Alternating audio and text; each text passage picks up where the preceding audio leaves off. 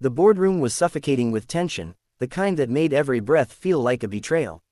Men in tailored suits shifted uncomfortably, their eyes avoiding the storm brewing at the head of the table. The billionaire, Mr. Donovan Hale, a man whose empire stretched across continents, slammed his palm against the polished oak table so hard the glasses rattled. His voice, sharp and thunderous, sliced through the silence. Does anyone here speak Japanese? The question hung in the air, heavy, unforgiving. Not a single word came back. Executives exchanged nervous glances, their expressions caught between fear and shame. Millions of dollars were on the line.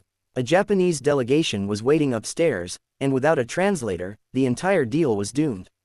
Hale's fury grew, his face turning a shade of crimson that warned of the storm to come. He had built his empire on precision, competence, and control, and right now, control was slipping through his fingers. At the far corner, almost invisible against the grand room's luxury, sat Clara. 10 years old, blonde curls framing her innocent face. She wasn't supposed to be here.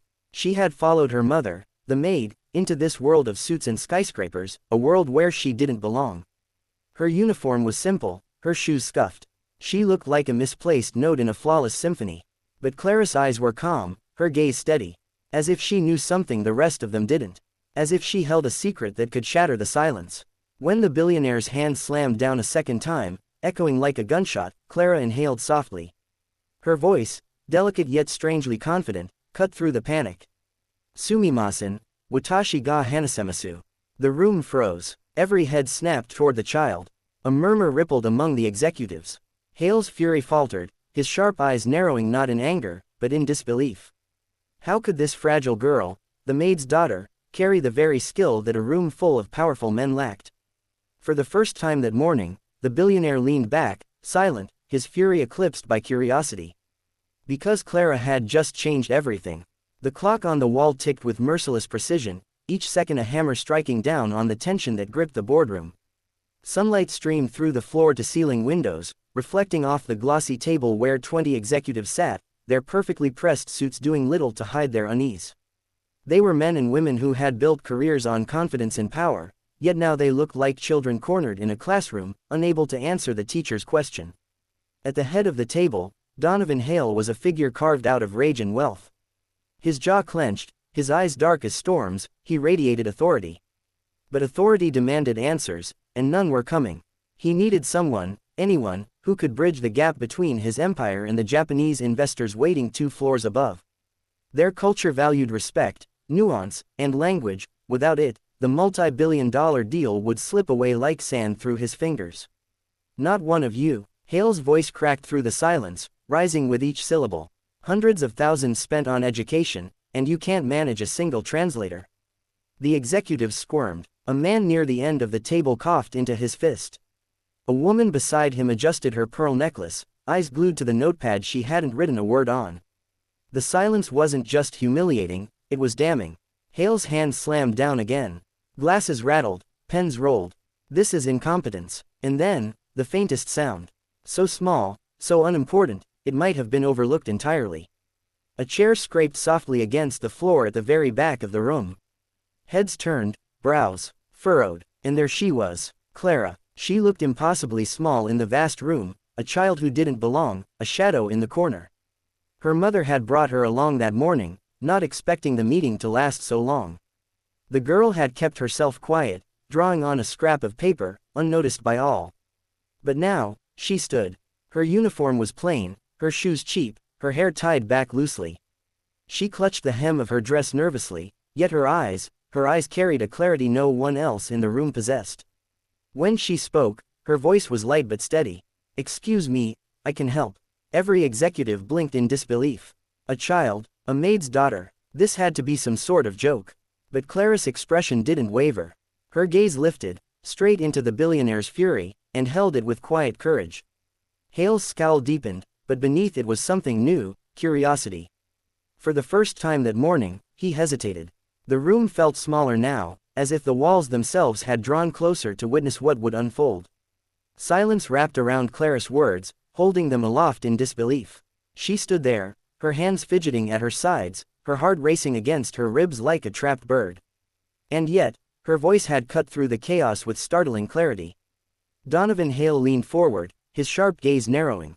You? He asked, the word dripping with condescension. His tone wasn't a question, it was a dismissal, a test to see if the girl would retreat back into her shadow.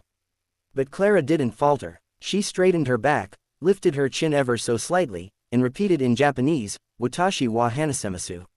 I can speak. The ripple was immediate. Executives exchanged bewildered looks, whispers erupting like sparks. Did she just? Impossible. A maid's daughter, Clara's mother, standing against the far wall with her apron folded tightly in her hands, looked pale. She wanted to rush forward, to hush her daughter, to protect her from the ridicule that would surely come. But she froze, torn between fear and pride.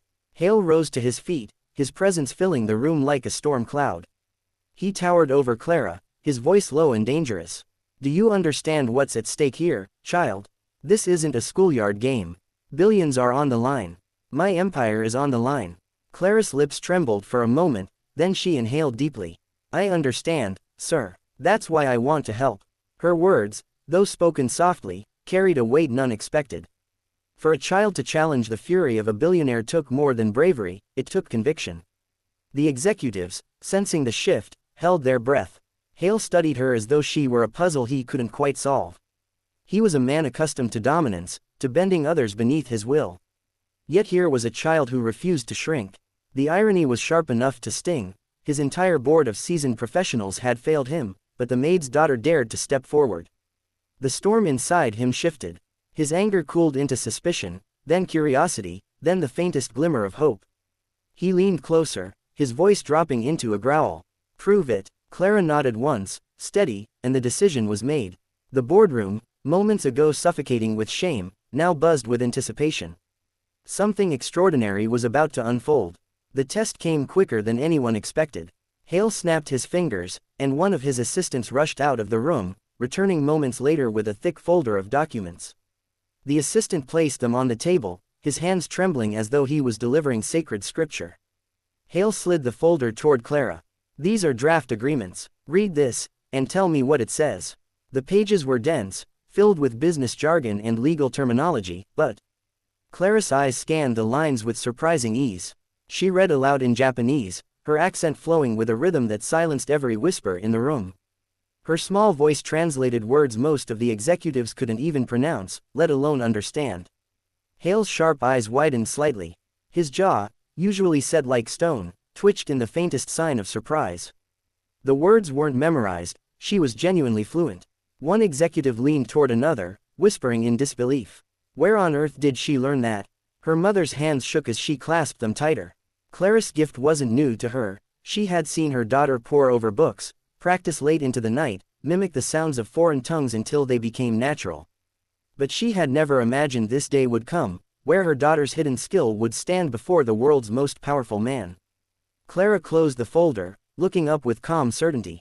It says the Japanese delegation will expect an acknowledgement of their cultural traditions before any negotiation begins. If you don't, they may take it as disrespect. The executives blinked in shock. She hadn't just translated, she had understood. Hale's lips curled, not into a smile, but into something close, an acknowledgement. So, you're not just a child with a trick.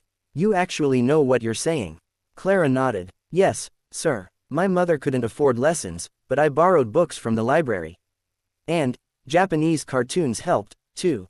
The honesty in her words tugged at something in the room, softening even the hardest expressions. The executives exchanged uneasy glances, shame creeping into their posture. They had wealth, education, connections. And yet, it was a maid's daughter who carried the skill they lacked. Hale exhaled slowly, as though weighing the impossible. Then, with a single nod, he made his decision. Fine, you'll translate. The room gasped. The boardroom doors swung open, and the Japanese delegation entered with quiet grace. Their tailored suits, subtle bows, and composed expressions contrasted sharply with the nervous energy of Hale's executives. Every detail mattered, the angle of their nods, the cadence of their words. Hale, normally commanding, now relied on Clara. She stood at his side, dwarfed by the grandeur of the room and the importance of the moment. Her small frame looked out of place, yet her calm presence radiated assurance. The lead delegate spoke, his words fluid, intricate. The executives stiffened, their ignorance laid bare. Clara stepped forward, her voice rising clear and confident, translating flawlessly. She didn't just convey words, she conveyed tone, respect, and meaning. Each phrase carried the warmth and nuance that the delegation expected. Hale watched closely, his sharp mind absorbing every detail. He noted how the Japanese executive's rigid expressions softened when Clara bowed slightly before speaking, or how their eyes brightened when she used honorifics with precision. She wasn't just translating, she was building trust. Minutes turned into hours. Documents were exchanged, questions answered, objections smoothed over. Where the board would have faltered, Clara bridged every gap with poise far beyond her years. The Japanese lead delegate finally smiled, a rare gesture. He spoke directly to Hale, but his eyes lingered on Clara. She translated, "Your company shows great wisdom, Mr. Hale. To place such trust in one so young shows vision. We are honored to proceed with this partnership." Gasps rippled across the room. The deal was not only saved, it was strengthened. For the first time that day, Hale allowed himself a small, genuine smile. He turned toward Clara, his expression softer than anyone had ever seen. "You've just secured the future of this company." Her mother, standing near the wall, wiped tears from her eyes. Pride and disbelief swirled together. The daughter she had raised in quiet sacrifice had just reshaped the fate of an empire. As the delegation left, the executives erupted into murmurs of astonishment. They would remember this moment for the rest of their careers, the day they were outshone by a 10-year-old girl. The boardroom was emptying, but Hale remained seated, his gaze fixed on Clara. The storm that had once consumed him had been replaced by something unfamiliar, admiration.